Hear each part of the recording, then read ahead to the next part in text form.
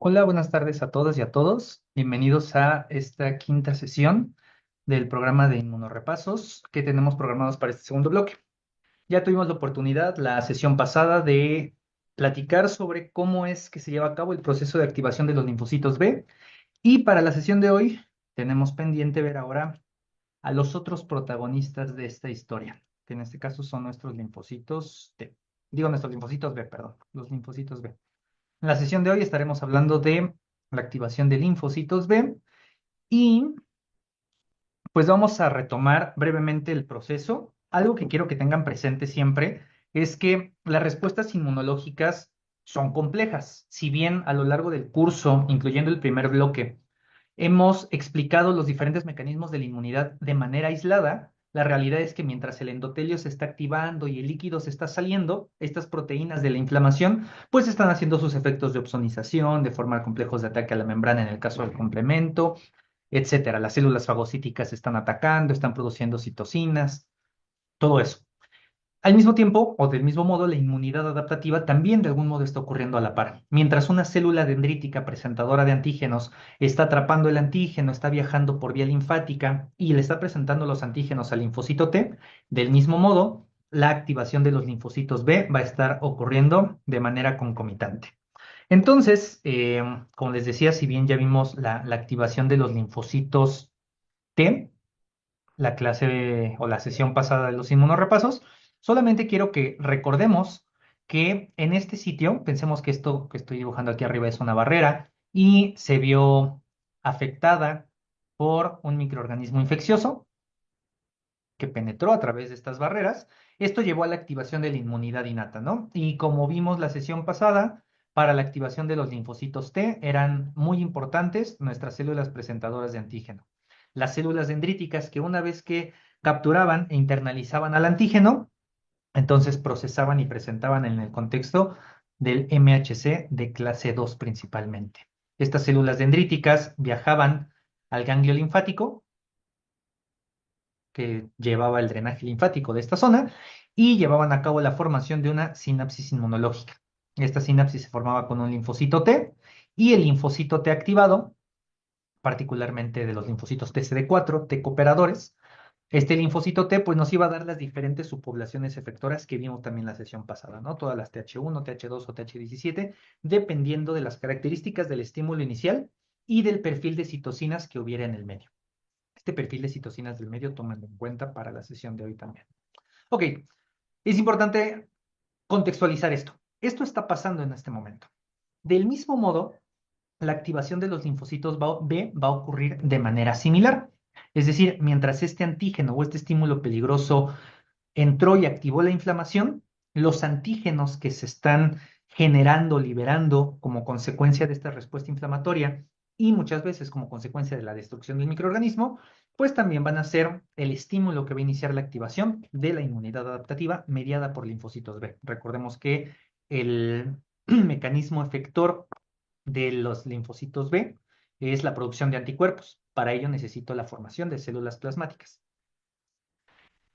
Ok, la historia, de algún modo vamos a retomarla brevemente, y todo esto inició en el sitio de maduración de los linfocitos B. Nuestros linfocitos B maduraron en médula ósea, aquí en este sitio, salían de la médula ósea una vez que habían concluido su proceso de maduración, los linfocitos B. Recordemos que un linfocito B maduro tiene un BCR formado por dos cadenas pesadas, dos cadenas ligeras y su molécula señalizadora CD79. Esto es el BCR. Recordemos que tiene un correceptor. Este es el BCR con su CD79. Lo voy a hacer un poco más chiquito y voy a ampliar la imagen.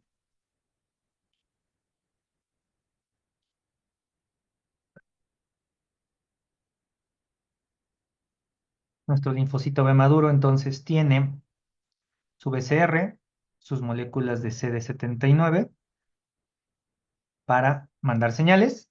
Recordemos que también están las señales del correceptor. Un linfocito B maduro tiene un correceptor completo. formado por las moléculas CD19, CD21, que también es el receptor de complemento 2, y CD81. Estas moléculas son el correceptor del linfocito B y le va a servir para mandar señales. Y finalmente recordemos que el linfocito B también tiene en su superficie un receptor para quimiosinas que es CXCR5. Entonces, con estas características en la membrana, recordemos únicamente de manera adicional que este BCR puede ser una inmunoglobulina M o también puede ser una inmunoglobulina D. Recordemos que durante el proceso de maduración vimos que un linfocito B podía coexpresar tanto IgM como IgD por un proceso de splicing alternativo entre los genes constantes de los genes C de la cadena pesada. Entonces este linfocito B maduro sale a la circulación sanguínea, sale de médula ósea y viaja por la sangre. El proceso de recirculación de los linfocitos B es prácticamente el mismo que el de los linfocitos T. Los linfocitos B están circulando en la sangre y en algún momento van a llegar a un sitio que es el ganglio linfático. En el ganglio linfático, recordemos que tenemos una serie de vasos aferentes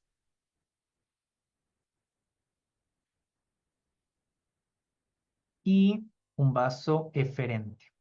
Pero los linfocitos, al igual que los linfocitos T, recordemos que llegan al ganglio a través de unas estructuras muy especializadas que se encuentran alrededor de la paracorteza, que son las vénulas de endotelio alto. Entonces, a través de estas vénulas de endotelio alto, las interacciones moleculares que se dan son las mismas. Recordemos que los linfocitos tienen selectina L, que se une a los carbohidratos que se expresan en las vénulas de endotelio alto. Esto les permite hacer esta primera fase de rodamiento.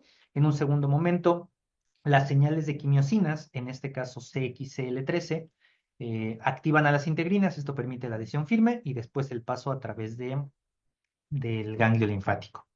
Recordemos que en el ganglio tenemos dos regiones bastante bien diferenciadas. Una zona en donde viven las células dendríticas foliculares.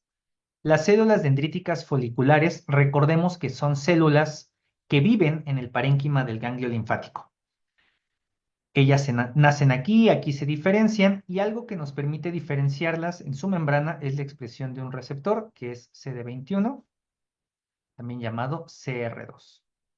Estas células, perdón, expresan, al igual que los linfocitos B, la molécula CD21 de manera diferente a los B, porque estas no lo utilizan como correceptor, solamente es un receptor en membrana que les permite anclar o agarrar complemento. Estas células dendríticas foliculares también producen o liberan CXCL13. Por lo tanto, las células que expresen el receptor de CXCL13, que ya sabemos o ya mencionamos que es CXCR5, pues serán reclutadas a este sitio. Cuando un linfocito B llega a través de una vénula de endotelio alto, sale y va a migrar hacia la zona donde están las células dendríticas foliculares. Esto va a conformar lo que conocemos como los folículos linfoides. De esta forma se estructura un folículo y todas estas estructuras que se forman así, sabemos que van a constituir o van a ser los folículos linfoides, que son las zonas donde viven los linfocitos B y las dendríticas foliculares. Esto se estructuró, ya sabemos que alrededor de estas zonas está totalmente poblado de células reticulares fibroblásticas y de linfocitos T que fueron reclutados y que este proceso lo vimos la sesión pasada, la recirculación de los linfocitos T y esto va a formar la paracorteza. Toda la zona que dibujé en morado, que son los folículos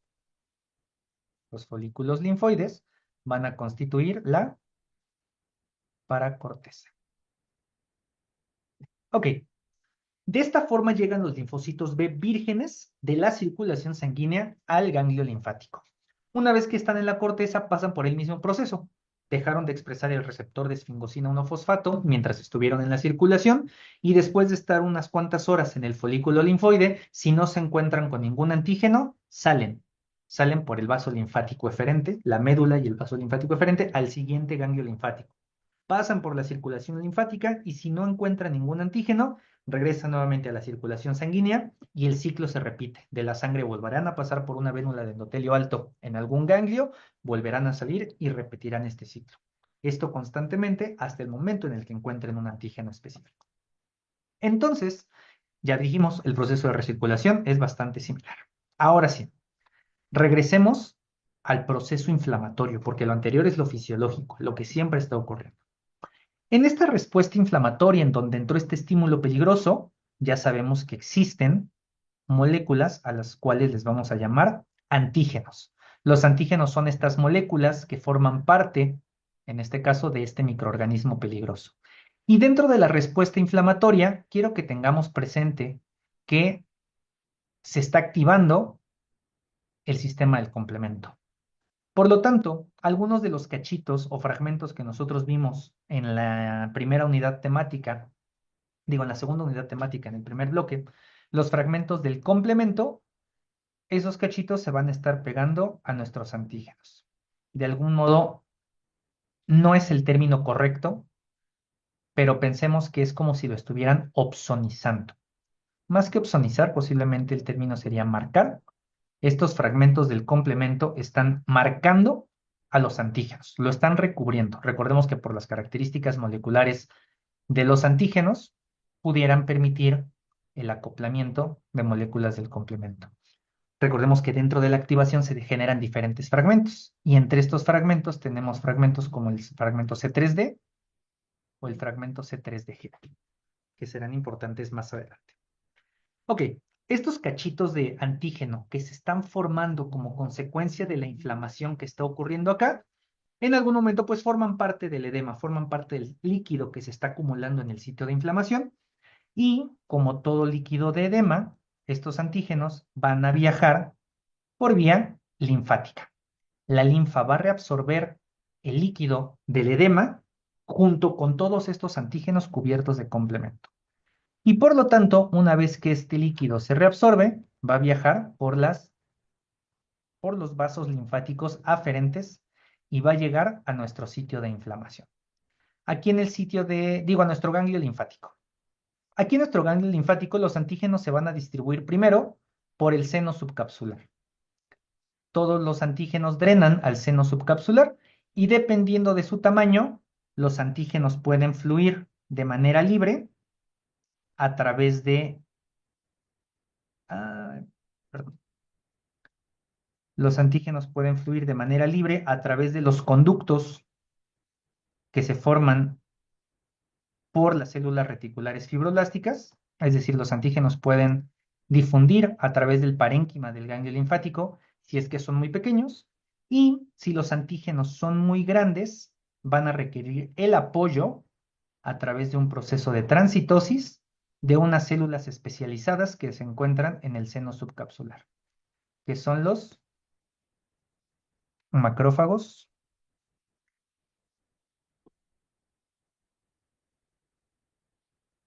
del seno subcapsular. A través de un proceso de transitosis, este proceso lo vimos con las células M en el primer bloque, agarran la molécula, la internalizan y sin procesarla, sin fagocitarla, sin destruirla, la pasan del otro lado. Entonces el antígeno puede pasar por varias formas diferentes. De manera directa, difundiendo a través de los canalículos que forman las células reticulares fibroblásticas o por un proceso de transitosis a través de los macrófagos del seno subcapsular. Ahora sí, una vez que el antígeno está del otro lado del seno subcapsular, fácilmente puede difundir a través de los folículos. Y una vez que el antígeno está o entra a un folículo, estos antígenos se pueden fijar a las células a las células dendríticas foliculares. Recordemos que los antígenos vienen recubiertos de fragmentos del complemento y por lo tanto las células reticulares fibroblásticas, las células dendríticas foliculares que tienen receptores para complemento pueden fijar a los antígenos a su superficie. Es decir, es como si fuera una especie de velcro en donde los antígenos se quedan pegados a la superficie de las células dendríticas foliculares. Y las dendríticas foliculares únicamente tienen aquí pegado al antígeno con el fin de mantenerlo expuesto para promover el reconocimiento por parte de los linfocitos B. Una vez que el antígeno está recubriendo de algún modo la célula dendrítica folicular, se puede ahora sí favorecer el encuentro entre un linfocito B que tenga un antígeno, un anticuerpo específico para ese antígeno, un BCR específico para ese antígeno, y el antígeno. ¿Qué va a ocurrir cuando el linfocito B se encuentre con el antígeno específico? Recordarán que para todo linfocito, esa fue una premisa que hemos mencionado desde temas pasados, la primera señal de activación de un linfocito viene del reconocimiento del antígeno específico. Entonces, una vez que nuestro BCR del linfocito B reconoce al antígeno, se van a mandar señales de activación. Señales de activación a través de las moléculas, recordemos, CD79, Ig alfa e Ig beta, que tienen sus dominios CITAM. Una vez que se da la interacción con el antígeno, ya sea a través de uno o dos regiones del BCR, estas señales son muy parecidas a las que ya mencionamos con las células T. Lo primero que ocurre es la activación de una sinasa que se encuentra asociada a la membrana celular. En el caso del linfocito T mencionábamos ALSK. Aquí podemos tener una serie de sinasas diferentes, como LIN, FIN o BLK. Cualquiera de estas sinasas va a fosforilar a los dominios CITAM de CD79 y a partir de aquí iniciará una serie de señalización similar a lo que vimos en los linfocitos T. Necesitábamos de una proteína que se va a unir a los CITAMs fosforilados y va a ir a fosforilar a otra proteína adaptadora. Esto solamente para que vean de algún modo las similitudes que existen en el proceso. BLNK es una proteína adaptadora, así como lo hacía LAT en los linfocitos T. Aquí hay una proteína adaptadora que es como el centro que va a iniciar como todas las diferentes cascadas de señalización. A través de LAT teníamos la activación de las diferentes vías de señalización. En este caso, a través de BLNK, tenemos todas las vías de señalización, ¿no? De aquí viene una vía que seguramente encontrarán en sus textos. No se preocupen, no es necesario que conozcan toda la vía, pero una serie de sinasas que van a fosforilar una tras otra, que se conoce como vía de las MAP sinasas. A lo mejor esta vía en algún momento la retomarán en sus cursos en donde hablen de oncología, a lo mejor en patología en tercer año, porque estas vías están muy relacionadas con proliferación celular, ¿no? Entonces, la vía de las MAP sinasas que vimos en la activación de los linfocitos T nos iba a permitir la activación o la generación de dos factores de transcripción, CFOS y CYUN, que en conjunto nos iban a generar un factor de transcripción llamado AP1. Del mismo modo, la fosfolipasa C gamma 2, en este caso, gamma 1 la vimos para los linfocitos T, la fosfolipasa C gamma 2 va a romper a fosfolípidos de membrana y nos va a generar dos mediadores, ¿no? El IP3 y el diacilglicerol. Que esto nos iba a llevar a la apertura de canales de calcio, en el caso del IP3, el aumento del calcio intracelular, la formación de complejos calcio-calmodulina, que esto es un blanco terapéutico importante porque esto permite la activación de una enzima que se llama calcineurina, y esto la activación de un factor de transcripción que se llama NFAT. Y finalmente el diacilglicerol, la activación de una proteína sinasa, que nos va a llevar a la activación del factor de transcripción NF-κB. Todo esto lo vimos en la activación de los linfocitos como una serie de factores de transcripción necesarios para la producción de una citosina muy importante en la activación de los linfocitos, que es la interleucina 2. Si bien para el caso de los linfocitos T, la interleucina 2 es un paso esencial en la activación, en el caso de los linfocitos B no es tan primordial ni tan importante. Hay otras señales que van a ayudar a la activación del linfocito B y por lo tanto la activación del B no es tan dependiente de interleucina 2. También ocurren, si se dan cuenta, son vías bastante similares, pero nos van a llevar a esta vía. Aquí quiero destacar o solamente resaltar un punto importante porque a lo mejor lo van a encontrar en sus libros. Una de las sinasas que sale por aquí, que también se acopla a esto, es una sinasa que se llama BTK, por sus siglas en inglés, tirosina sinasa de Bruton. Esta enzima es muy importante porque a través de las señales mediadas por el BCR va a estar relacionada con señales de supervivencia. Si bien en la activación del linfocito B es muy importante, esta sinasa también participa durante la maduración. De hecho, hay una enfermedad que se conoce como agamaglobulinemia.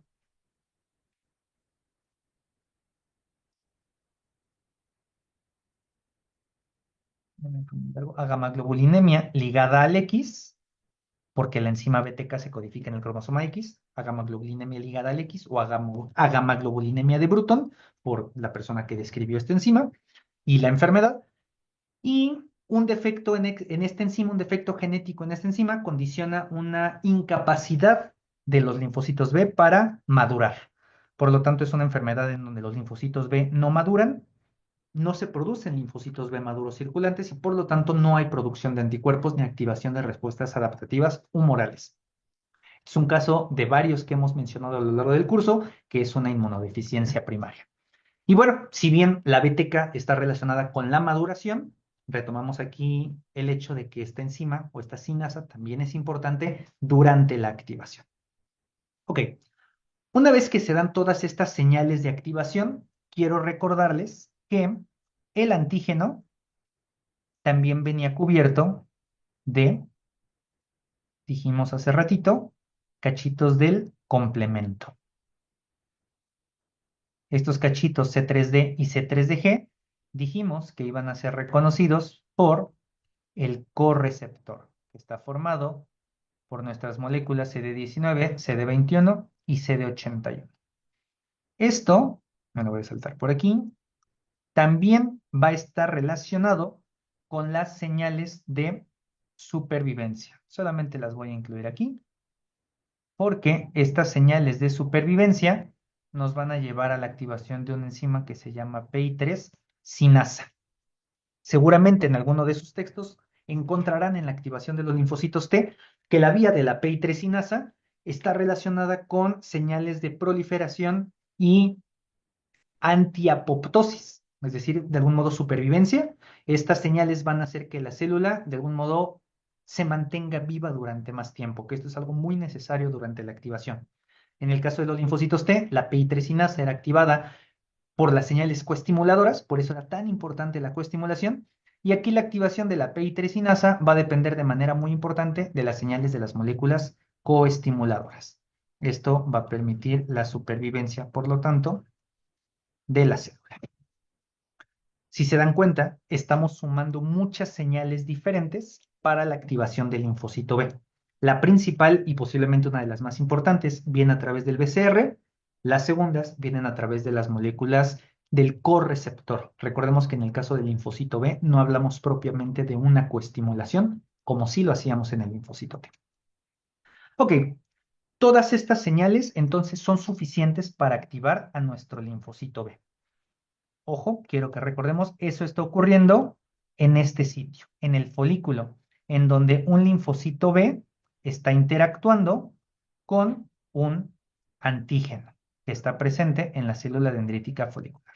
De algún modo estamos haciendo un zoom, un aumento a esta interacción.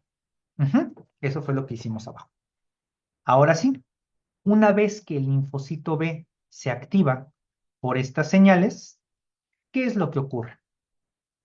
Este linfocito B, en un primer momento, lo que va a hacer es activarse. Y dentro de este proceso de activación viene un cambio bastante interesante. El linfocito B que se activó de esta forma va a disminuir la expresión de CXCR5 y va a aumentar la expresión de CCR7. Estos cambios fenotípicos en el patrón de expresión de receptores de quimiosinas va a inducir que el linfocito B ya no tenga señales que lo mantengan adentro del folículo y al contrario, empiece a expresar señales que lo saquen del folículo y lo lleven a la paracorteza. Este linfocito B va a salir del folículo y va a viajar a la paracorteza. Pero quiero que recordemos lo que platicamos al inicio y con lo que iniciamos la sesión de hoy y lo que vimos la clase pasada. En la paracorteza se dio esta interacción entre una célula dendrítica y un linfocito T. El linfocito T, después de formar una sinapsis inmunológica, generó un linfocito T activado, que ahora es un linfocito T cooperador. Y algunos de estos T cooperadores lograron su diferenciación final y se convirtieron en alguna subpoblación efectora. Pueden ser TH1, TH2 o TH17. Pero hay otros linfocitos T que no completan este proceso, que únicamente se quedan como Ts activados, y estos Ts activados tienen un cambio muy interesante. Van a disminuir la expresión de CCR7 y van a aumentar la expresión de CXCR5. Algo opuesto a lo que hizo el linfocito B cuando se activó. ¿Esto qué quiere decir? Que en este proceso el linfocito T se va a acercar al linfocito B y el linfocito B se va a acercar al linfocito T. Recordemos que es un linfocito T activado por el mismo antígeno que activó al B, ¿no? Todo está iniciando por esa misma respuesta inflamatoria y ese mismo microorganismo que está activando toda la respuesta. Por lo tanto, cuando el linfocito B se va acercando y el linfocito T se va acercando, vamos a buscar una interacción. El linfocito T también se acercó. Algo que tiene que pasar en este proceso es que el linfocito B, una vez que reconoció al antígeno, lo va a internalizar. Pensemos que el linfocito B, una vez que reconoció al antígeno, se los voy a ir poniendo aquí al ladito, el linfocito B reconoce al antígeno a través de su BCR, recibe las señales de activación e inicia un proceso de internalización. Los voy a hacer como una especie de animación para que vayan viendo cómo va ocurriendo el proceso. Espero que resulte claro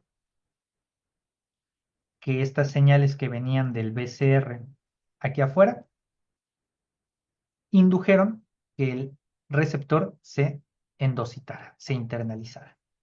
Y esta historia para ustedes ya debe de ser familiar, porque un antígeno que es endocitado, que es internalizado, pasa por una vía de procesamiento de antígenos, que se conoce como vía exógena o vía endosomal. Y esto tiene como consecuencia que el linfocito B, después de unir esta vesícula con un lisosoma, destruir al antígeno, hacerlo cachitos, vaya y lo presente en la superficie en el contexto de una molécula del MHC de clase 2. Por lo tanto, mi linfocito B se acaba de convertir en una célula presentadora de antígenos. Y veamos qué es lo que ocurre con esta interacción. Tenemos, por lo tanto, a un linfocito B. Recordemos que los receptores son esquemáticos. Obviamente, una célula tan grandota no tiene un receptor tan grande, tiene muchas proteínas, muchos BCR chiquititos, chiquititos, chiquititos a lo largo de toda la superficie, miles de BCRs en toda la superficie, pero aquí le esquematizamos con uno. Y mi linfocito B ahora se convirtió en una célula presentadora de antígenos. ¿Y a quién dijimos que le va a presentar el antígeno? A mi linfocito T, que ya había sido activado por mi célula dendrítica en el capítulo anterior, ¿no? Lo que vimos en el inmunorepaso de lunes. En este momento, el linfocito B y el linfocito T forman una sinapsis inmunológica. Y las interacciones de algún modo ya se las saben. Dijimos, el linfocito B no es un buen coestimulador, por lo tanto las señales mediadas por B7, CD80 y CD86 y CD28 ahorita ya no son tan importantes. El linfocito T ya no las necesita porque ya está activado. ¿Qué señales sí me importa muchísimo que tengamos presentes de esta interacción? La primera es que el linfocito expresa una molécula que se llama ICOS ligando y otra que se llama CD40. Mi linfocito T expresa una molécula que se llama ICOS y una molécula que se llama CD40 ligando. Estas dos interacciones van a ser fundamentales en este momento. Ya tenemos un linfocito B que se encontró con un linfocito T. Solamente quiero contextualizarlo ¿En dónde está ocurriendo? Digamos que mi linfocito, lo voy a poner aquí con color arcoíris. Este linfocito B que se activó, salió de del folículo, salió de la corteza y viajó a la paracorteza. Y del mismo modo, un linfocito T por aquí que se activó, viajó y se acercó al folículo, ¿no? Esta interacción entre el B y el T que acabamos de dibujar allá abajo está ocurriendo de algún modo aquí afuerita del folículo. Por lo tanto, todo lo que vamos a mencionar ahorita que está ocurriendo aquí se le va a conocer como, o esta región que se está formando, es un foco de activación extrafolicular. Toda la activación que vamos a ver ahorita del linfocito B cooperando o interactuando con un linfocito T activado va a generar un foco de activación extrafolicular, una reacción extrafolicular en donde se va a activar mi linfocito totalmente. Ahora sí, ya perdí los linfocitos, acá está. Ese encuentro que dijimos está ocurriendo aquí. ¿Qué consecuencias tiene esto? La interacción del linfocito B con el linfocito T obviamente manda muchas señales activadoras para el linfocito B, principalmente a través de CD40. Las interacciones que se dan a través de CD40 son muy potentes para la célula presentadora de antígeno. Eso lo vimos con la dendrítica. Pero estas señales en el linfocito B tienen señales un poquito diferentes o inducen respuestas un poquito diferentes. En la célula presentadora de antígeno le dijeron a la dendrítica, CD40 le dijo a la dendrítica, oye, expresa más coestimuladoras. Aquí dijimos en esta interacción la coestimulación no es tan importante. Aquí CD40 le dice al linfocito B, oye, necesito que expreses una enzima que se llama desaminasa inducida por activación o desaminasa de citidina inducida por activación. Este mecanismo lo retomaremos más al ratito, porque va a ser muy importante en la siguiente fase de activación. Aparte, pues las diferentes señales que potencian la activación a través de CD40. Por lo tanto, este linfocito B se está activando mucho más gracias a esta interacción. En segundo punto, el linfocito T está recibiendo señales a través de ICOS. Y las señales que recibe a través de ICOS por su interacción con ICOS ligando van a ser muy, muy, muy importantes para que este linfocito T logre completar su fase de diferenciación y se convierta ahora sí en una célula T especializada.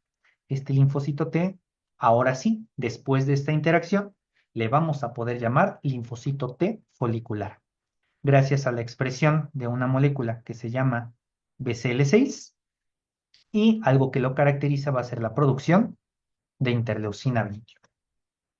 Entonces, el T folicular se está generando gracias a esta interacción entre el B y el T en el centro de activación, en el foco de activación extrafolicular.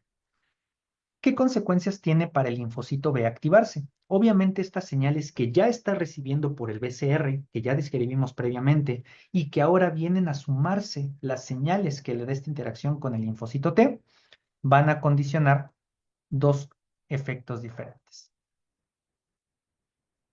El linfocito B, como todo linfocito B activado, prolifera, pasa por un proceso de expansión clonal. Los linfocitos B que ya se activaron por el antígeno y que ya se activaron con el T, se dividen mucho. Eso es algo típico de todos los linfocitos. Y después de la expansión clonal tenemos dos opciones. La primera es generar una célula plasmática. Siempre que activamos a los linfocitos B, queremos generar una respuesta mediada por células plasmáticas. Por lo tanto, en esta respuesta vamos a generar nuestra primera célula plasmática productora de anticuerpos.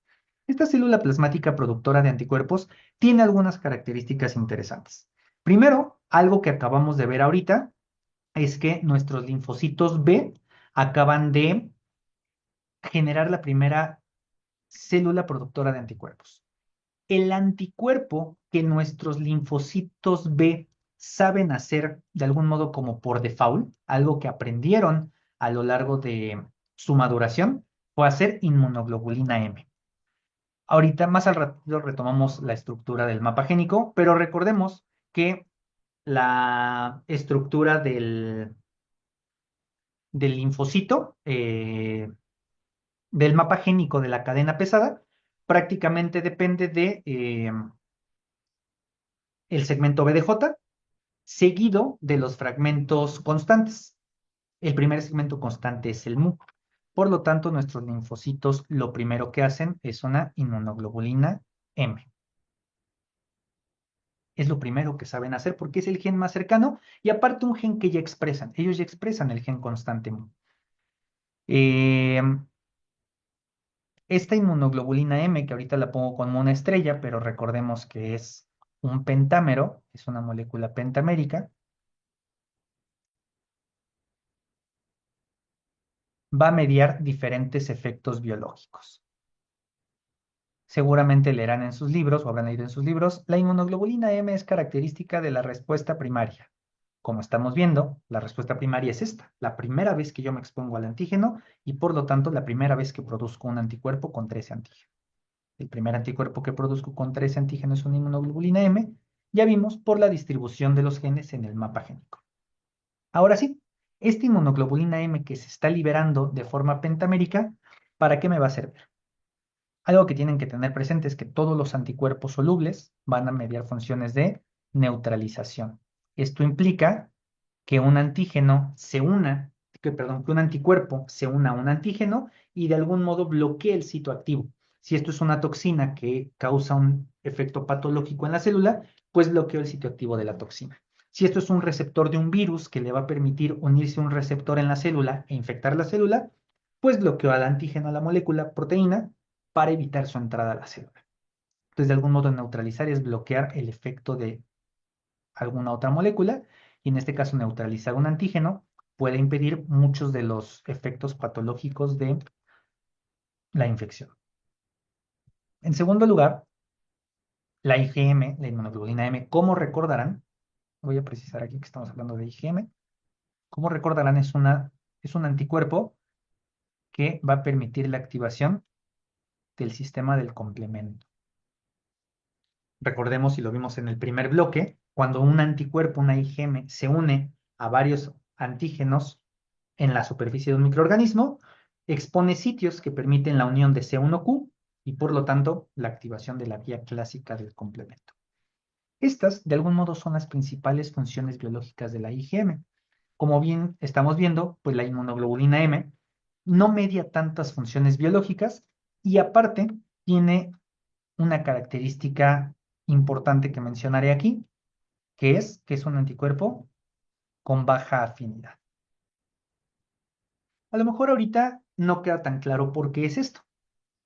En la segunda parte de la charla veremos por qué decimos que la IgM tiene baja afinidad con respecto a otros anticuerpos. Solo dejémoslo anotado ahorita. La IgM es un anticuerpo con baja afinidad. Esto quiere decir que cuando el anticuerpo se une al antígeno, se une débil, la interacción es muy fácil que se suelte, pero la inmunoglobulina M compensa esto con una alta avidez. Recordemos que estos conceptos los vimos en la sesión de reacción antígeno-anticuerpo. Y un anticuerpo con alta avidez quiere decir que una misma estructura tiene muchos sitios de unión a un antígeno. Tiene una valencia alta. La IgM tiene hasta 10 sitios de unión con un antígeno. Recuerden que cada una de estas puntitas de las regiones F a B, cada una de estas que estoy pintando arriba en verde, representan un sitio de unión con un antígeno. Por lo tanto, como tiene muchos bracitos para unirse, aunque se agarre débil, pues se agarra de muchos lados y aumenta la fuerza de unión. Tiene una alta avidez porque se une a muchos sitios, pero cada interacción por sí misma es débil, por lo tanto es un anticuerpo de baja afinidad. Estos anticuerpos quiero que tengamos presentes. Se empiezan a producir en el ganglio linfático alrededor de 5 días después de que inició el estímulo antigénico, ¿no? Desde el momento en que empezó la inflamación hasta que logramos esta respuesta han pasado alrededor de 5 días. No es una respuesta tan rápida como ya lo vimos al inicio en las definiciones. La inmunidad adaptativa requiere de más tiempo y ahorita pues ya nos está generando nuestros primeros anticuerpos. Estas células plasmáticas que se acaban de producir en el foco extrafolicular, pues ya recibieron varias señales de activación y supervivencia, ¿no? Las vimos a través del BCR, las vimos ahorita un poquito con la interacción con el T, pero aún así, estas células son células que se van a morir después de unos cuantos días hasta unas cuantas semanas. A estas células, debido a que no viven tanto tiempo, se les conoce como células plasmáticas de vida corta. Dijimos, van a vivir varios días, van a vivir en la médula del ganglio y nos estarán protegiendo unos cuantos días con inmunoglobulinas M de baja afinidad. Quiero que se imaginen que estas células B, estas células plasmáticas que ya se diferenciaron aquí en este cuadro negro, ahora se encuentran en la médula del ganglio linfático produciendo IgM. Y quiero que se den cuenta que esta IgM va a salir por vía linfática, ya son proteínas solubles, y van a salir, en algún momento van a drenar a la circulación sanguínea. ¿A dónde van a llegar estas inmunoglobulinas M?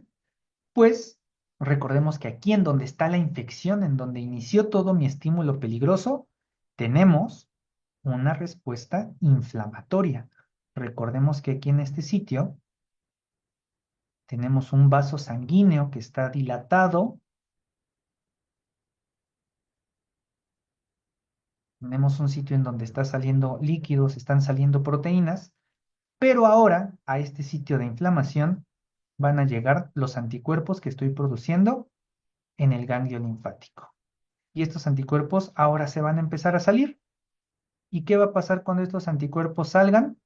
Van a neutralizar al microorganismo, van a activar el complemento enzima y ahora tengo un arma adicional que en los primeros días en que se activó la inmunidad innata, pues no tenía.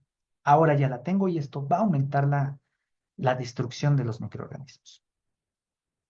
Esta fue la primera parte de la sesión, el foco de activación extrafolicular, que tuvo como consecuencia la generación de células plasmáticas de vida corta y la producción de anticuerpos, particularmente IgM, con una baja afinidad, con una alta avidez, que me van a servir para neutralizar y activar al complemento. Recuerden, para quienes están viendo la sesión en vivo, pueden dejar sus comentarios en la cajita de YouTube. Y si no, cuando vean el video, pues el video estará disponible. Em, Vamos a hacer una pequeña pausa para los que nos vean en vivo puedan ir por café. Para los que nos vean más adelante, pues pónganle pausa o adelanten un tantito y regresamos en unos minutos.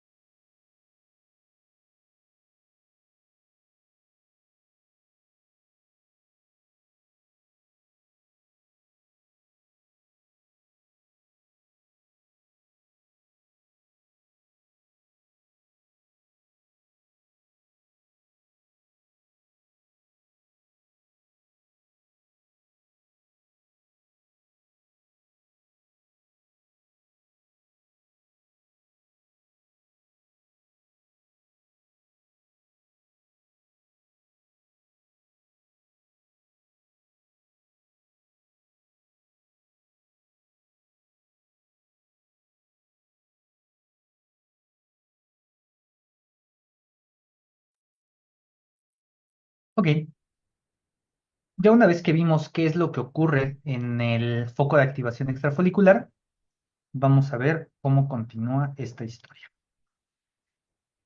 Yo les dije que la activación en el foco extrafolicular tenía dos consecuencias. La primera es generar células plasmáticas de vida corta productoras de estos anticuerpos. La segunda es que quiero que tengan presente lo que estaba ocurriendo, un proceso de expansión clonal, un proceso donde los linfocitos B se están dividiendo y se están dividiendo muchísimo, ¿no? Como cualquier linfocito activado. Entonces, en este proceso de expansión clonal, los linfocitos que se dividen, no les voy a poner su BCR, pero ya saben que todos tienen su BCR, estos linfocitos que se dividen van a tener un cambio fenotípico nuevamente. ¿Qué quiere decir? Que nuevamente va a aumentar la expresión de CXR5 y nuevamente va a disminuir la expresión de CCR7. ¿Eso qué implica? Regresemos a nuestro ganglio linfático. En el ganglio linfático,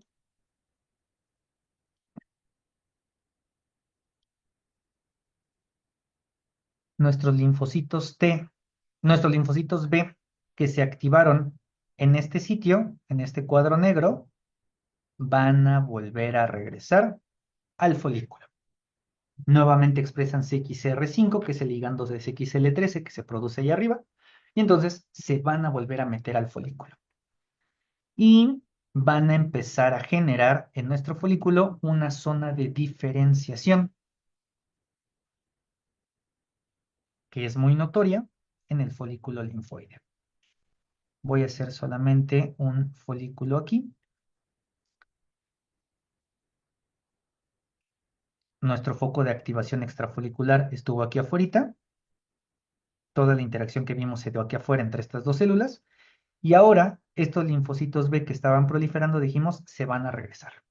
Y en este sitio nos van a generar, a ver si lo puedo hacer más grande, nos van a generar un sitio en donde va a haber mucha proliferación de linfocitos B. Muchos linfocitos B proliferando. Quiero que se den cuenta que esto son muchas bolitas, ¿no? Y estas bolitas, estos linfocitos B que están proliferando, van a desplazar a todos los linfocitos B vírgenes que ya vivían en este sitio, ¿no? Pensemos que se hace como un halo, un marco de células de linfocitos B que vivían normalmente ahí en esa parte del folículo y que ahora por este regreso de los linfocitos B que están proliferando van a ser desplazados. Todos estos linfocitos B que se encuentran en la periferia son linfocitos B vírgenes. Linfocitos B que no tienen nada que ver con la respuesta que se está activando, solamente fueron desplazados y generan una zona morfológicamente visible. Funcionalmente no tienen nada que ver, no tienen ninguna vela en este entierro, pero forman este halo de células. Lo que sí nos interesa es lo que está ocurriendo aquí adentro. Aquí adentro, dijimos, se está formando una zona de células que se encuentran con una alta tasa de proliferación. Y estas células que están proliferando son linfocitos B activados que proliferan y se van a llamar centroblastos.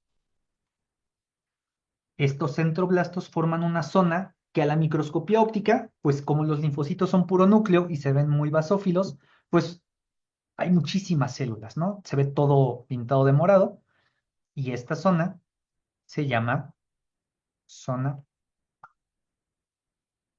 oscura. Oscura. Es la zona oscura de esta estructura. Esto ya lo conocerán seguramente de sus clases de histología o del primer bloque de inmuno.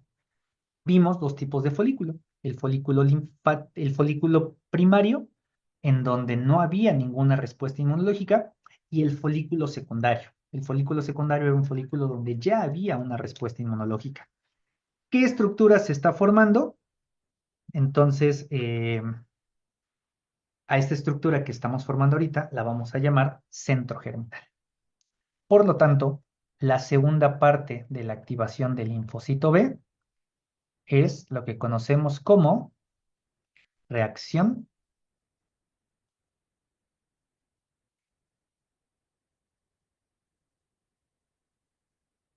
del centro germinal. La reacción del centro germinal es todo esto que está ocurriendo adentro del folículo como consecuencia de la activación de los linfocitos B y como consecuencia de la activación o del foco de activación extrafolicular. ¿Qué es lo que ocurre en la reacción del centro germinal? Como ya mencionamos, lo primero que ocurre es la proliferación de linfocitos B. Estos linfocitos B se están replicando a una tasa de replicación muy alta, muy, muy alta. Quiero que recordemos algo que mencioné hace ratito.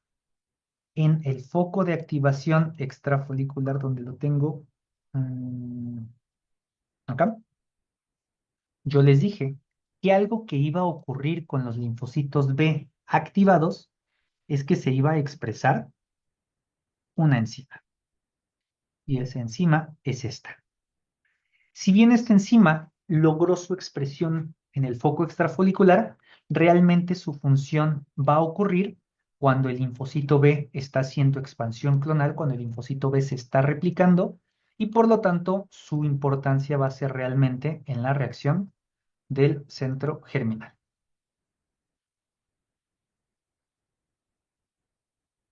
En la reacción del centro germinal dijimos los linfocitos B se están dividiendo. Eso quiere decir que su material genético se está duplicando.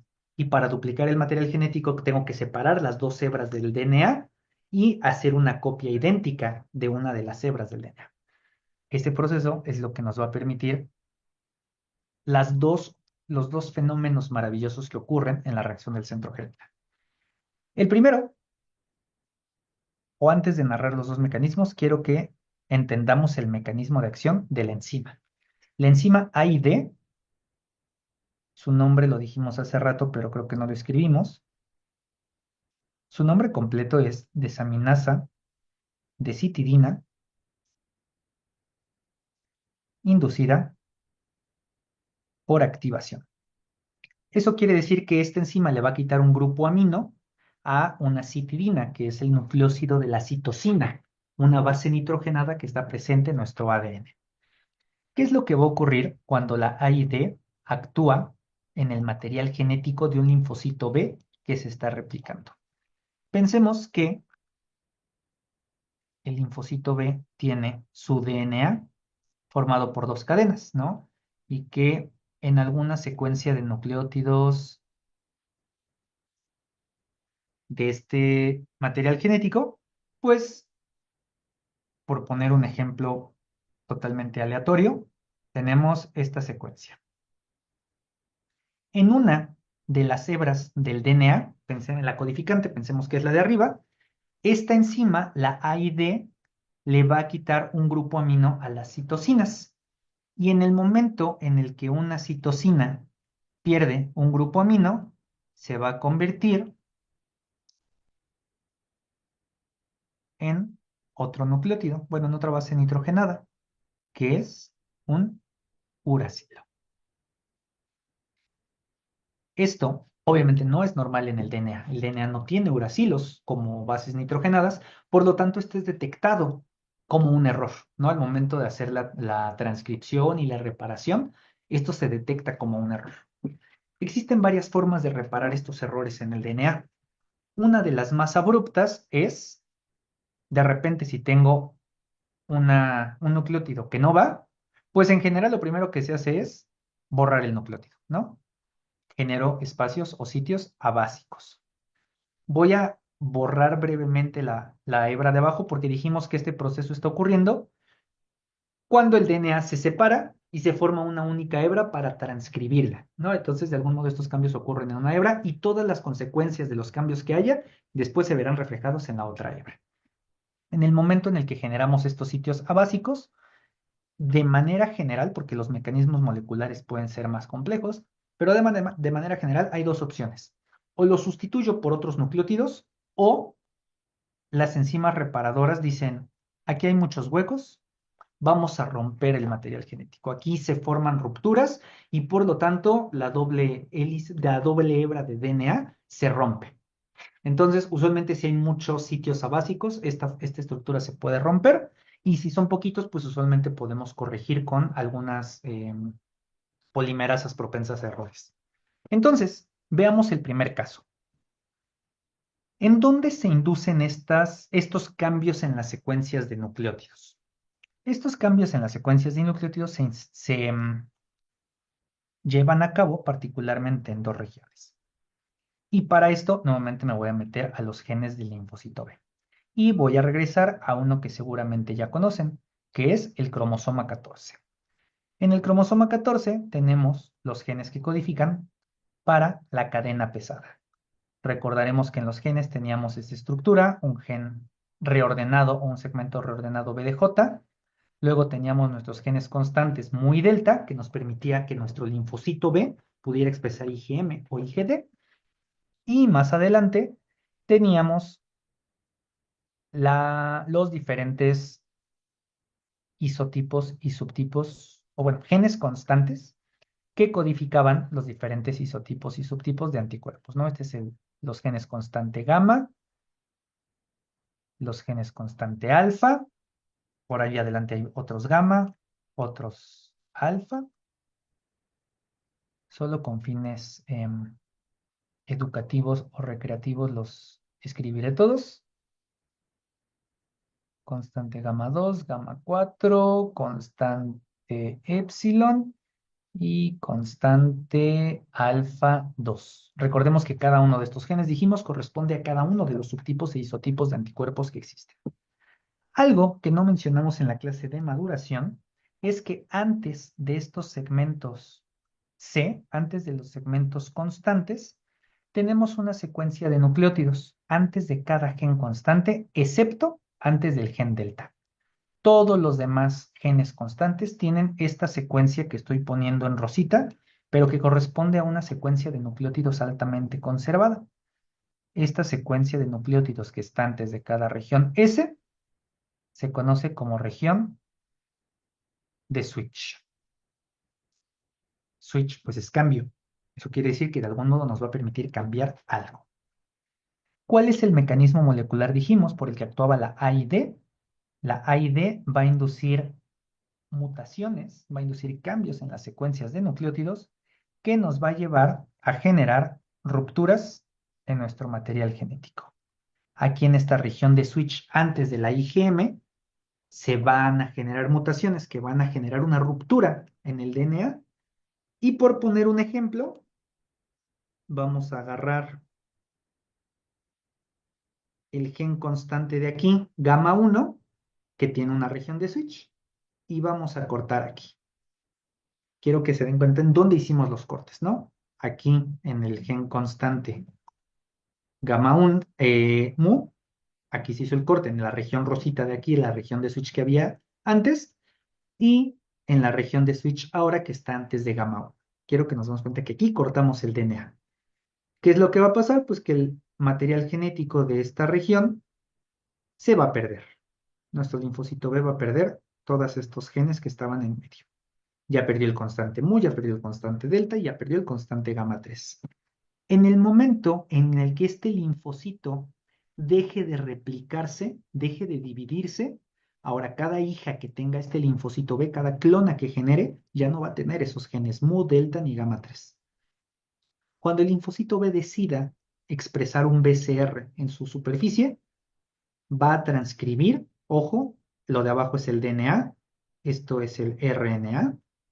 El transcrito va a estar conformado por un transcrito del gen BDJ y un transcrito del gen constante.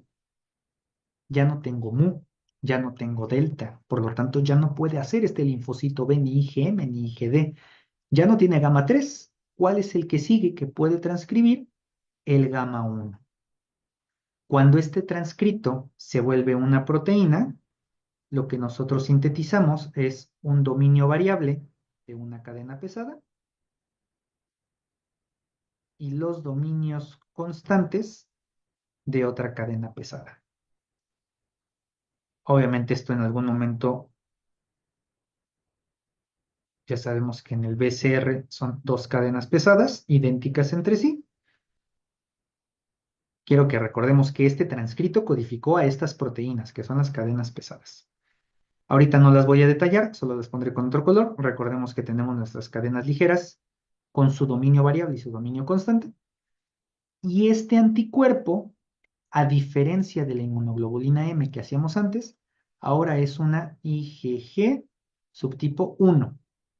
Estamos utilizando el gen constante gamma 1. ¿Qué tiene de diferente este anticuerpo con el anticuerpo del foco extrafolicular? El isotipo.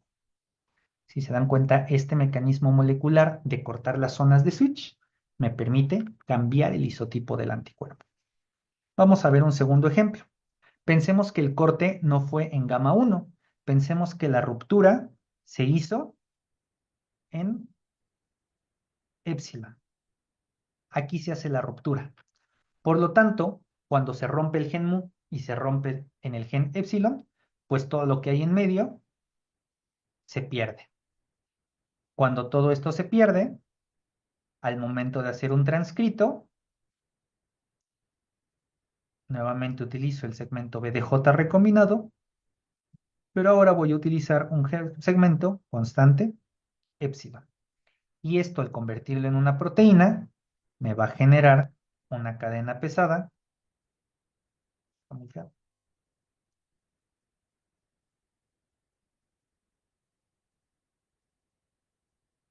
No voy a dibujar el BCR completo, pero se imaginan el de arriba. Pero ahora esta cadena pesada no corresponde a una IgM ni a una IgG1, ahora corresponde a una IgE. Y nuevamente estoy expresando un isotipo de anticuerpo diferente. Último ejemplo para esto, aunque puede ocurrir en cualquier región rosa, solo lo voy a ejemplificar con 3. Si en este caso el corte de la región de switch no fue en el épsilon ni en el gamma, como vimos hace ratito, sino aquí en el alfa, en el momento en el que yo hago un transcrito, lo que voy a codificar, ahora mi RNA va a ser el mismo segmento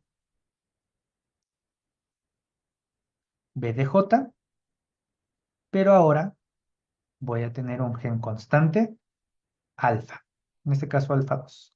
Y cuando esto yo lo vuelva a una cadena de anticuerpo, lo que voy a tener es un dominio variable de mi cadena pesada y un dominio constante, dominios constantes de mi cadena pesada, pero que ahora codifican una inmunoglobulina A. Ya no me cabe. Inmunoglobulina A2. ¿Qué le dice al linfocito B en dónde tiene que cortar para hacer los diferentes isotipos de anticuerpos? La respuesta es las citocinas. Si recuerdan, por allá por el tema anterior, en donde vimos esta activación de los linfocitos T, recordarán que las diferentes subpoblaciones de linfocitos producían diferentes citocinas, los TH1 interferón gamma, los TH2 interleucina 4, interleucina 13, los TH17 interleucina 17, 22, etcétera. No las hemos visto aún en los repasos, lo veremos en la sesión de mañana, pero también las células T reguladoras producen TGF-beta. Estas citocinas son prácticamente la señal que le van a decir a la AID en dónde tiene que hacer estas mutaciones para que el DNA se rompa. Recordarán que en esta clase dijimos, el interferón gamma va a promover el cambio de isotipo a inmunoglobulina G, ¿no? Las inmunoglobulinas G característicamente que funcionan como opsoninas, como la IgG1 y la IgG3. La interleucina 4 y la interleucina 13 van a promover el cambio de isotipo a inmunoglobulina E. Aquí lo estamos viendo. El TGF-beta va a promover el cambio de isotipo a IgA, ¿no? Entonces, el microambiente de citocinas, que es consecuencia de la activación de los linfocitos T, también va a ayudar a diferenciar el tipo de anticuerpo que quiero que mis linfocitos B produzcan. Entonces, las citocinas marcan u orientan a la AID a identificar en qué regiones de switch va a romper. Y esto entonces es la primera consecuencia de la activación de la AID. La AID, la desaminasa de citidina inducida por activación, por lo tanto nos va a llevar a un primer proceso que se llama cambio de isotipo. Pero también la AID va a tener una segunda consecuencia. Dijimos, si en estas regiones en donde hay mutaciones de repente son muchas, pues tal vez lo más fácil para las enzimas reparadoras es pues, romper la doble hebra, ¿no? Y llevarse ese cacho de gen dañado. Pero muchas veces tenemos otros mecanismos de reparación menos drásticos, ¿no? En donde estos uracilos que se quitaron y que ahora tenemos sitios sin uracilos, aquí la voy a quitar también porque recordemos que lo que habíamos quitado son las citosinas. Eh, en estos sitios, pues pueden llegar DNAs polimerasas que puedan corregir, ¿no? Estos errores o estos sitios abásicos. Son polimerasas propensas a errores. Por lo tanto, los nucleótidos con los que puedo corregir pudiera ser una citosina y dejar la secuencia igual, pero podría estar corrigiendo con otros nucleótidos que no eran parte de la secuencia original. Estoy induciendo mutaciones. Y estas mutaciones son muchísimas. Pensemos que en cada sitio de replicación, esto puede estar ocurriendo en diferentes partes del linfocito. Ahorita vamos a ver que se dirigen a una parte en particular. Pero estas mutaciones pueden ocurrir. Estas mutaciones son tantas que son más de las esperadas por un proceso de división celular normal. Por lo tanto, a este proceso se le conoce como hipermutación somática. Se inducen muchísimas mutaciones en células somáticas, linfocitos B, eh, que se están replicando. Recordemos que se está replicando, todo esto está pasando mientras se están replicando en la zona oscura del centro germinal. Ahora sí, la hipermutación somática va a ocurrir dentro de la cadena pesada, sí, pero va a ocurrir ahora en la región que mencionamos hace ratito, en la región BDJ. Y particularmente va a ocurrir en las regiones que codifican para las tres acitas que interactuaban con el antígeno, que eran las regiones determinantes de complementariedad. En particular, en esos sitios van a predominar estas mutaciones. ¿Qué consecuencias va a tener? Que voy a modificar o voy a empezar a modificar la secuencia de aminoácidos que codifica para las regiones o la región hipervariable, ¿no? La región de interacción con el antígeno. Al momento en el que yo juego con el sitio de interacción con el antígeno, es muy probable que la afinidad del anticuerpo se modifique. Es decir, algunos anticuerpos con estas mutaciones de repente podrán agarrar más fuerte al antígeno, pero algunas otras de repente lo agarrarán más débil, se van a agarrar mucho más suavecito. Esto tiene consecuencias muy importantes porque la intención debería de ser hacer anticuerpos con mayor afinidad, ¿no? Si yo estoy generando mutaciones hasta cierto punto aleatorias, yo esperaría que estas mutaciones generen anticuerpos que se unan más fuerte a mi antígeno. Por lo tanto, vamos a inducir estas mutaciones en los linfocitos que están proliferando. Regresemos a la reacción del centro germinal. Los linfocitos que están proliferando aquí, en la zona oscura, están haciendo cambio de isotipo. De repente los linfocitos por el perfil de citocinas van a dejar de hacer IgMs y empezarán a hacer otro isotipo de anticuerpos. En general, todos los linfocitos que se activen aquí suelen hacer el mismo isotipo de anticuerpo. Y entonces ahora tendré linfocitos que producen a lo mejor inmunoglobulina G1 o IgG3 o IgG4, IgG2, IgE, IgA1, IgA2. Cualquiera de estos isotipos dependiendo del perfil de citocinas. Pero al mismo tiempo estoy generando linfocitos B que están modificando la afinidad del anticuerpo. En algún momento, después de varios ciclos de replicación celular, estos linfocitos se detienen, no pueden estar proliferando toda la vida, porque aparte ni me sirven como linfocitos B, necesito que hagan anticuerpos, necesito convertirlos en células plasmáticas. Y para este proceso, en donde ya tienen un anticuerpo nuevo, un anticuerpo con diferente afinidad, vamos a probar estos receptores. Recordemos que de estos linfocitos B que proliferaron, Cada uno pudo hacer mutaciones diferentes. Por lo tanto, la afinidad de los anticuerpos que tengan los linfocitos B que salen de la zona clara que salen de la zona oscura, perdón, que salen de la zona oscura y pasan a la zona clara, son anticuerpos con una afinidad diferente. Vamos a hacer un proceso de selección para ver cuál de estos anticuerpos tiene la mejor afinidad por el antígeno. Solamente un pequeño paréntesis aquí. Los linfocitos B que estaban en la zona oscura, dijimos, se llaman centroblastos y son linfocitos B en proliferación. Los linfocitos B que pasan a la hora otra zona en donde no hay tantas células, no están proliferando, a estos linfocitos B se les va a llamar centrocitos. Y a la zona en donde viven, que no hay muchas células, se les va a llamar zona clara. No hay muchas células, es entre paréntesis, sí hay muchas células, pero no hay tantas como en la de abajo de los linfocitos B, que está súper atascado de linfocitos B proliferando, ¿no? En la zona clara ya no hay proliferación y hay menos células. Pero vamos a hacer un zoom, vamos a hacer un acercamiento a la zona clara del folículo, del centro germinal. Y en la zona clara del centro germinal tenemos prácticamente 4 células importantes. Las primeras ya las conocíamos, porque siempre han vivido en el folículo. Siempre han estado ahí y son nuestras células dendríticas foliculares.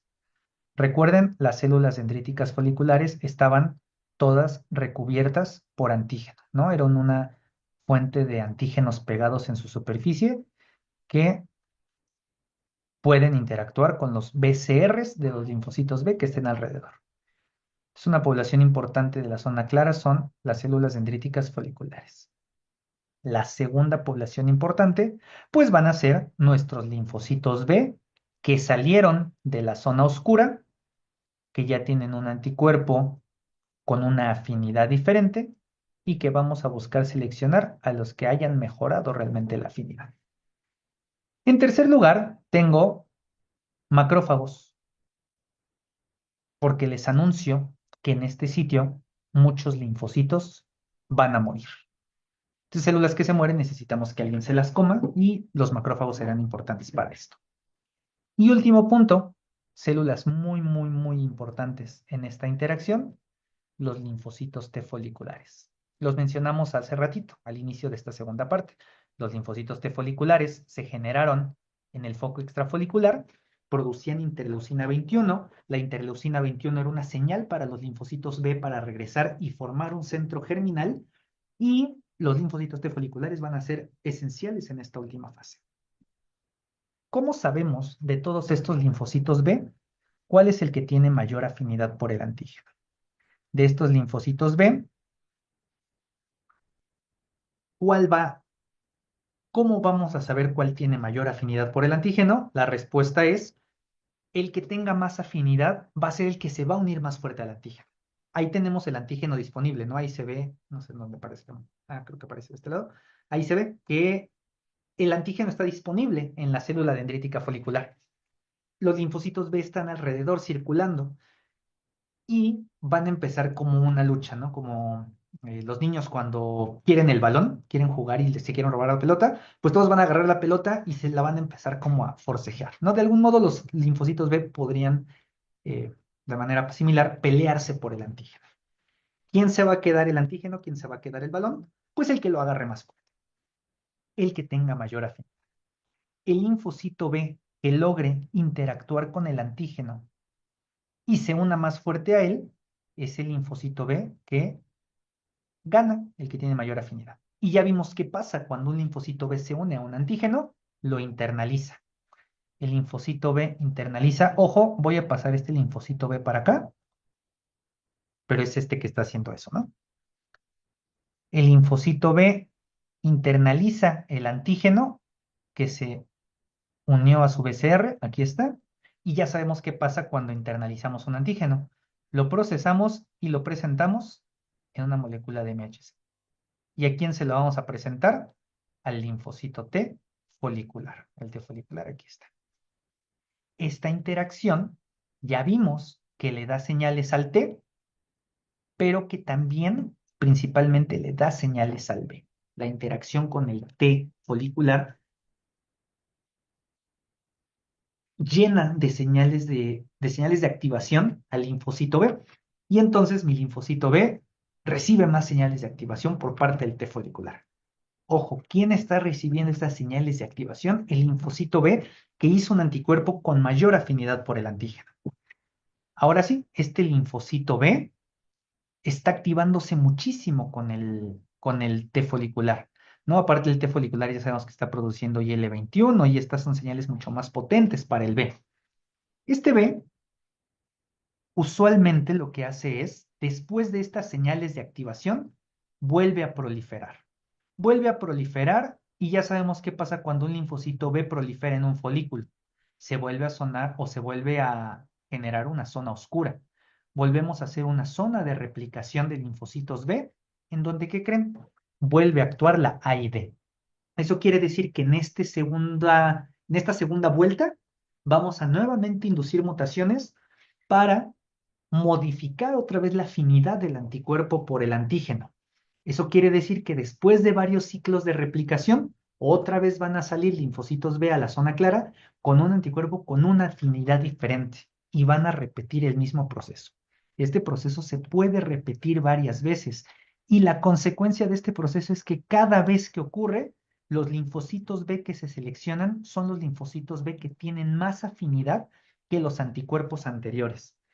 Por lo tanto, a esta segunda consecuencia de la hipermutación somática que ocurre en la región BDJ, lo van a encontrar en sus textos como un proceso que también es consecuencia de la reacción del centro germinal, que se conoce como maduración de la afinidad. Cada vez que regreso a los linfocitos B a la zona oscura, busco aumentar su afinidad más de lo que ya lo hice previamente y este ciclo se repite varias veces. Entonces, ahora tenemos linfocitos B que hacen anticuerpos con un isotipo diferente y como vimos en la clase de anticuerpos, estos linfocitos pueden tener funciones efectoras diferentes, pero también son anticuerpos con mayor afinidad, anticuerpos que se van a unir mucho más fuerte al antígeno. Al igual que lo vimos en el foco extrafolicular, estas células no se pueden dividir toda la vida. Por lo tanto, en algún momento, con las señales de activación que está recibiendo el B del T folicular, las consecuencias que pueden ocurrir están aquí. Una primera consecuencia es que las células, los linfocitos B, ahora sí, logren su fase de diferenciación final y se conviertan en una célula plasmática.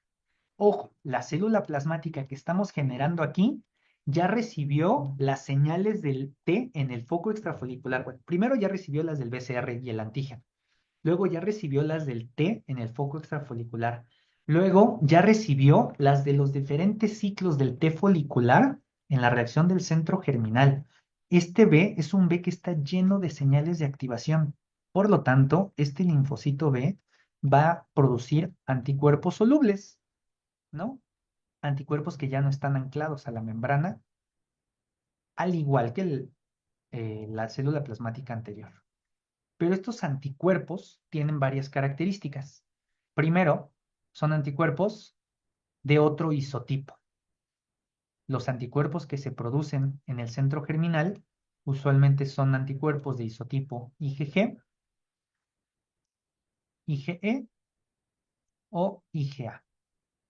Y la verdad es que la mayoría de las respuestas sistémicas tienden a ser respuestas TH1 productoras de interferón gamma. Por lo tanto, la mayoría de los anticuerpos que producimos en sangre son inmunoglobulina G. Es una característica que seguramente han leído de la IgG, que es la más abundante en sangre. Las respuestas en mucosas usualmente tienden a orientar el cambio de isotipo a IgA, por eso la mucosa más abundante que vamos a encontrar en el MALT, en las diferentes regiones del MALT, va a ser la inmunoglobulina A, por el ambiente de citocinas que suele haber en las mucosas.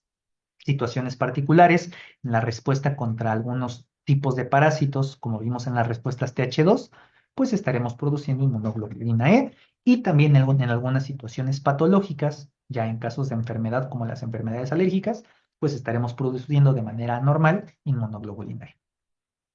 Entonces, en este sitio, las células plasmáticas están produciendo anticuerpos con diferentes isotipos.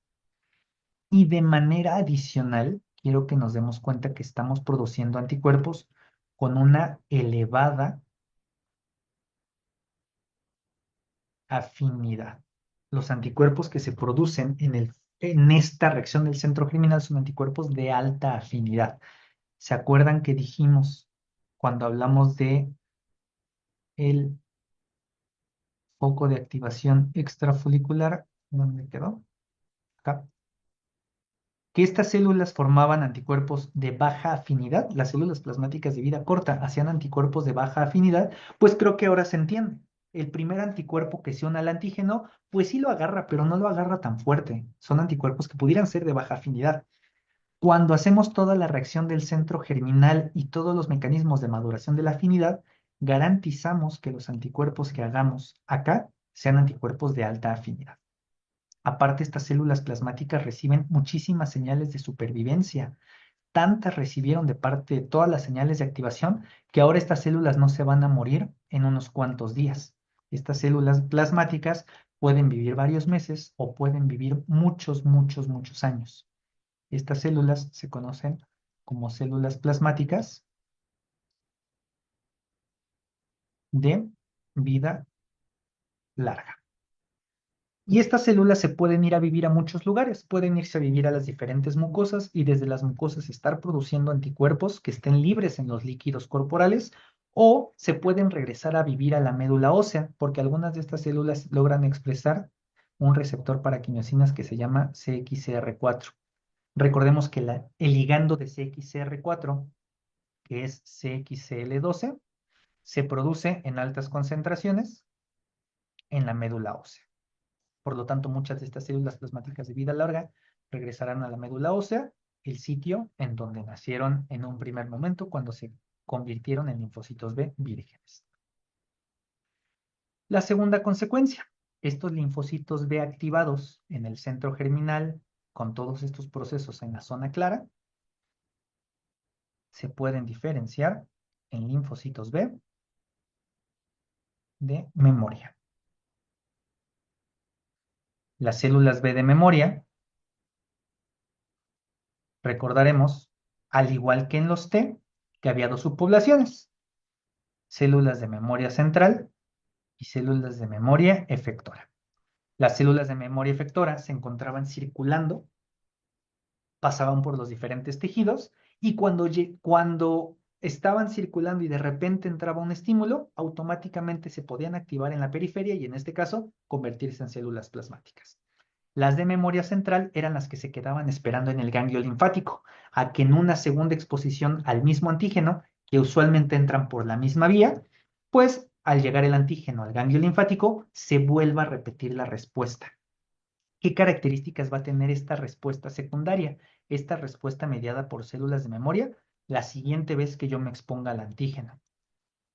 Las características es que cuando el antígeno llegue al folículo, y repitamos esta historia, porque la verdad es que esta historia se va a repetir, se va a repetir con ciertas diferencias particulares.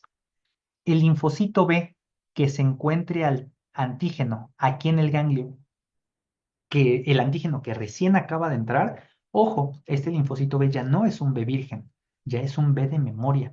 Por lo tanto, ya no va a haber uno o dos que lo reconozcan, ya va a haber decenas de linfocitos B que puedan reconocer al antígeno. Segundo, el umbral de activación de las células de memoria es menor, por lo tanto, con menos antígeno se van a activar. Y tercero, las células de memoria tienden a hacer un proceso de expansión clonal más intenso. Por lo tanto, no es lo mismo dividir una célula virgen y generar 100.000 clonas que dividir 100 células vírgenes y generar 10 millones de clonas, ¿no? Si se dan cuenta, el aumento es exponencial. Y entonces, entre más linfocitos tenga de memoria, pues mis respuestas secundarias van a ser más potentes. Aparte, en este foco extrafolicular que yo voy a hacer la segunda ocasión, estas células plasmáticas que se van a generar aquí ya no van a ser IgM, ya van a ser Ig, porque vienen de un linfocito B que ya hizo cambio de isotipo. Entonces, dense cuenta que las respuestas secundarias, por eso lo dicen sus libros, ¿no? Las respuestas secundarias son más rápidas, son más potentes, que eso define a las respuestas de memoria, pero aparte en las respuestas secundarias ya no producimos IgM, que lo más frecuente es que ya hayamos hecho un proceso de cambio de isotipo.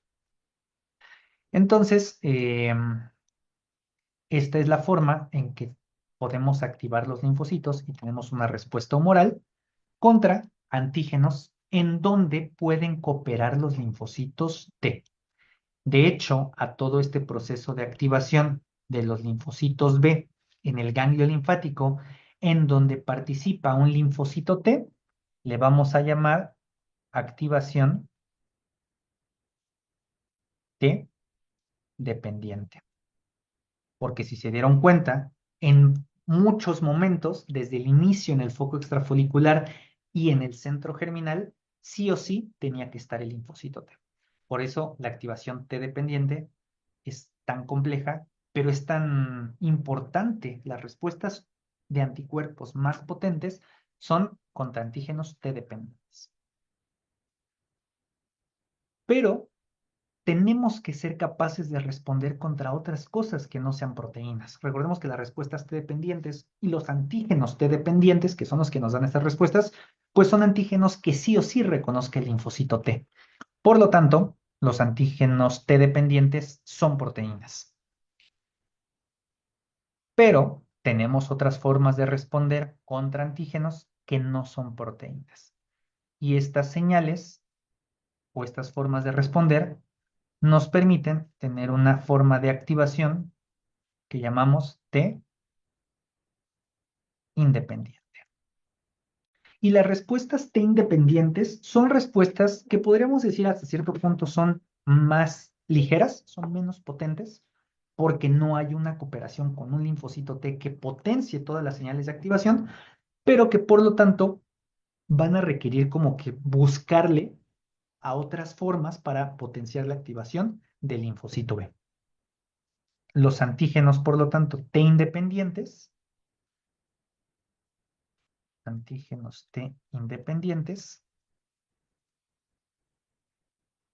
son moléculas, ya dijimos, que no son proteínas. Pueden ser cualquier otro de los tipos de biomolécula. Dentro de los antígenos T independientes podemos diferenciar a los... Hay algunos autores que los clasifican como antígenos T independiente de tipo 1 y de tipo 2. Independientemente de que puede existir esta clasificación, me interesa más que tengan presente qué puede hacer un antígeno T independiente, ¿no? Entonces, una característica que puede tener un antígeno T independiente es que puede ser una molécula que funcione como un PAN, ¿no? Pensemos en el lipopolisacárido. Es lípido y es carbohidrato, ¿no? Es una molécula que tiene azúcar y grasa. Esto es un antígeno T independiente, pero el lipopolisacárido como estructura molecular de un microorganismo, ¿qué creen? Que puede ser reconocido por receptores de la inmunidad innata, como los receptores tipo TOL. El, el lipopolisacárido, entonces, puede ser un antígeno T independiente. Pensemos que esta molécula es el lipopolisacárido, pensemos que esta es la pared de un microorganismo, y entonces el lipopolisacárido puede ser reconocido por el anticuerpo, sí, pero también por un receptor de la inmunidad innata. Esto permite que no solamente el BCR mande señales de activación, sino que también los receptores de la inmunidad innata manden señales de activación. Y recordarán que allá por el primer bloque dijimos que los receptores de la inmunidad innata nos iban a ayudar a expresar factores de transcripción como NF-κB. Y aunque probablemente no lo mencionamos en esa sesión, ahorita al menos ya les es más familiar que los receptores de la inmunidad innata también promueven la expresión de AP1. Eso es lo mismo que hacen los receptores de la inmunidad adaptativa, ¿no? Estas vías, junto con NFAT, nos ayudaban a la activación del linfocito B.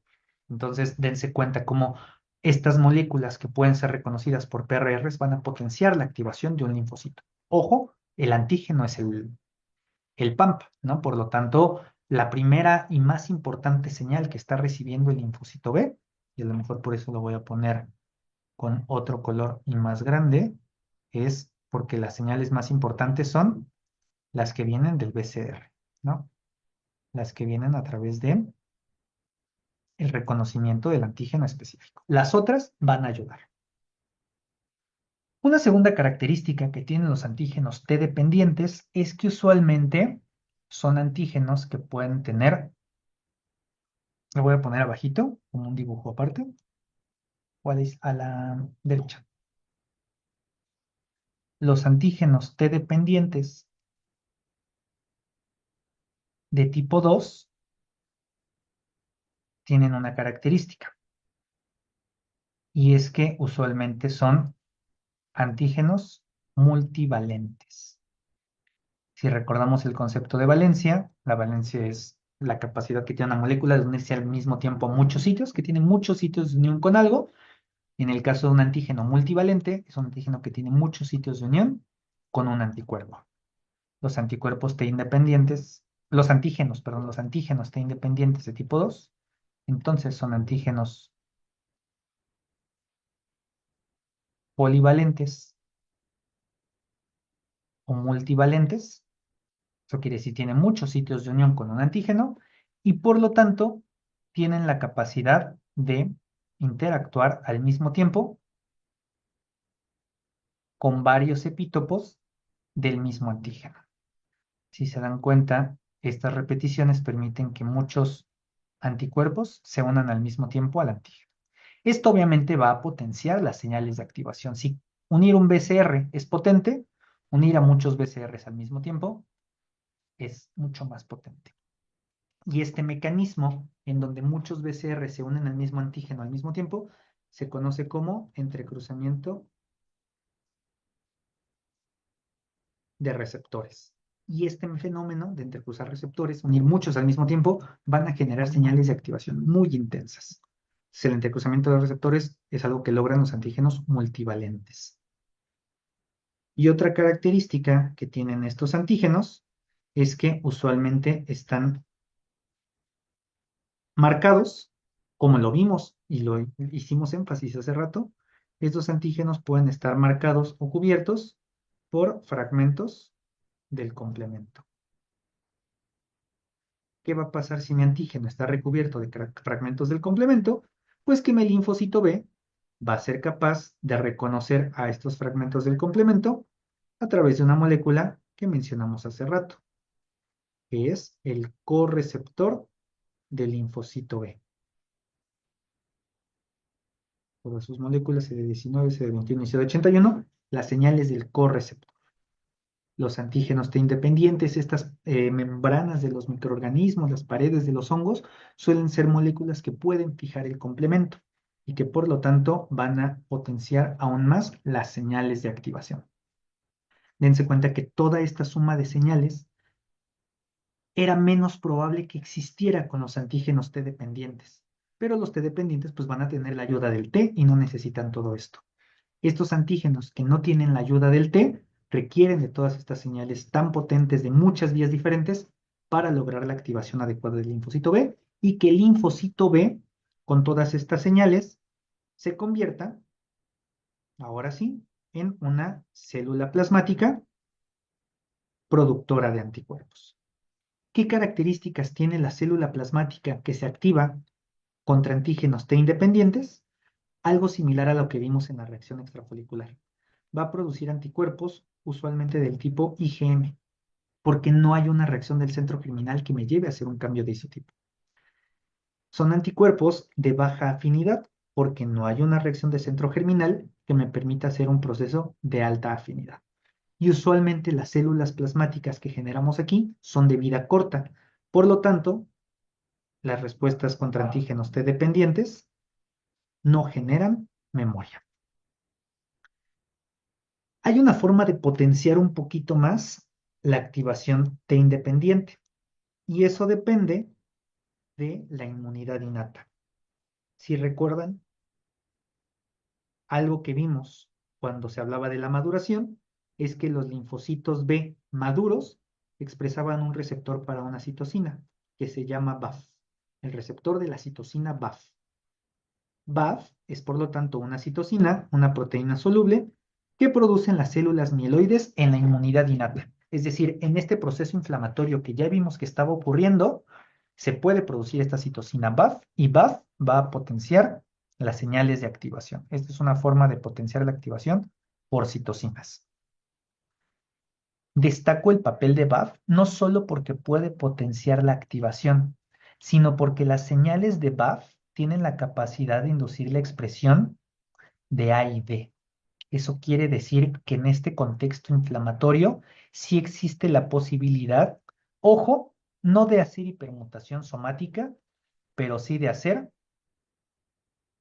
cambio de isotipo. Estas señales no suelen ser las mismas que en el cambio de isotipo en la reacción del centro germinal, y esto está muy limitado a inducir el cambio a IgA. Por lo tanto, en la activación T independiente sí puede haber cambio de isotipo, pero está muy limitado y en particular se restringe solamente a hacer IgA, no los otros. Pero esto es lo más característico de las respuestas T independientes. Por último, un mecanismo bastante interesante. Si ya dijimos que las respuestas contra antígenos T independientes no generan memoria, son de baja afinidad y solo producen IgM, nos llevaría a pensar que las respuestas contra carbohidratos siempre son débiles. Y si bien de manera fisiológica o habitual eh, esto es verdad, la ciencia y la medicina ha aprovechado los conocimientos que existen sobre inmunología y lo que en algún momento vimos en este bloque sobre antigenicidad para potenciar las respuestas contra antígenos T independientes.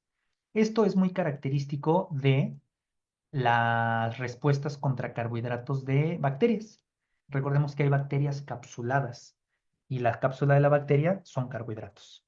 Ya vimos que los carbohidratos son antígenos T independientes que usualmente dan respuestas inmunológicas leves.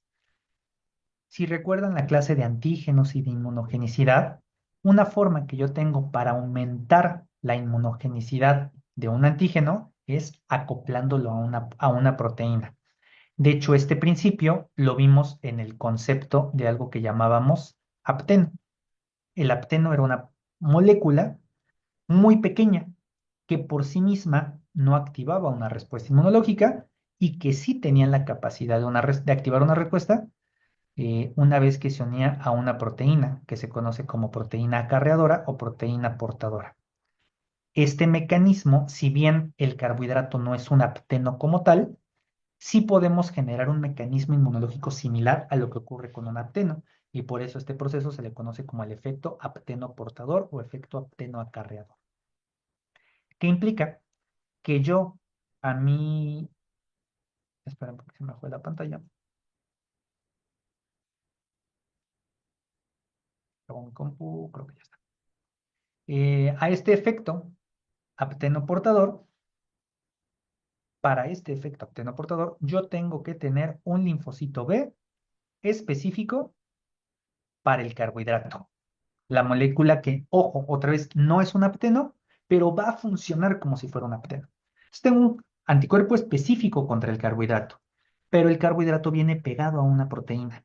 Ya vimos en la activación de linfocitos B qué pasa cuando esto ocurre. El linfocito B internaliza al antígeno pegado a su receptor. En este caso, está internalizando al antígeno, que es la proteína, digo al antígeno que es el carbohidrato, perdón, al antígeno que es el carbohidrato, pero que viene pegado a una proteína. Dense cuenta cómo internalizó tanto al carbohidrato como a la proteína, lo mete a una vesícula, la vía endosomal, lo fusiona con los lisosomas, lo destruye, hace cachitos del antígeno, va y los presenta en la superficie. ¿Qué es lo que va a presentar? Recordemos que el MHC solo puede montar péptidos, por lo tanto lo que se va a presentar es el péptido que viene acoplado a la proteína. ¿A quién se lo va a presentar? Pues a un linfocito T que también seguramente se activó contra esa proteína, ¿no? Una dendrítica lo activó, le pusimos algún adyuvante y lo metimos con una vacuna que generó daño tisular, se liberaron DAMs y entonces hay inflamación.